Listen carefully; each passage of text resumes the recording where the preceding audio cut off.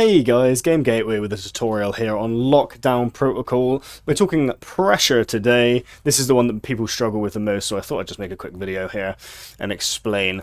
The pressure minigame works in a very specific way. Everyone thinks that it's a... well, not everyone, but a few people think that it's a code, and you have to put in the right canister for the right code, otherwise it doesn't work, etc. But that's not right. It's just simple maths. So each port will have a certain designated value to it, and you have to work out what value it pushes it out at. So if it's 1, and you put the machine up to max, the 1 will stay on. The same for 2, the same for 3. And the way to test that is you put in the lowest numbers you can, so all 1s and 1, 2, put it to half power.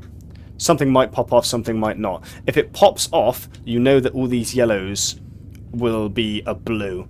So you've just got to think, what's half power for each of these ports?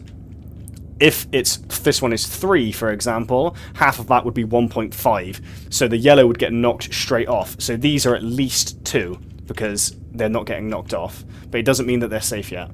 And 2, half of 3 is 1.5, so this one would hold it if it were a blue. So the real test is doubling that down, seeing what happens here. Oh my god, that was lucky. Okay, so that's all held. That's absolutely bizarre. I wasn't expecting that. Okay, but that means this one could still be a 1. So we'll just double check that, just really quickly, because that's a common mistake that you could make, is accidentally using one that's too low or too high. Sorry.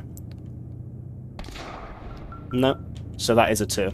Because we've just tested that half of 2 is 1, so it wouldn't pop off on the halfway point, but it did pop off on that point, making it 2. So these are all correct, which means we're only left with high numbers now. So we'll put in our 2s and 3s. This can get a little bit tricky, because sometimes you can put a 3 on and it's a 2, and you just have to work out which one's wrong for what reason. If you wanted to make it easier, you could take off these yellows and double check it that way. That's a method that does work as well. But half shouldn't produce anything here, because it will always be at least a 2 here. So this is the real test. Something should pop off, or it'll be correct. That should be correct then, so both of these are correct, and that's the task done. Wow, that was fortunate. That was very fortunate.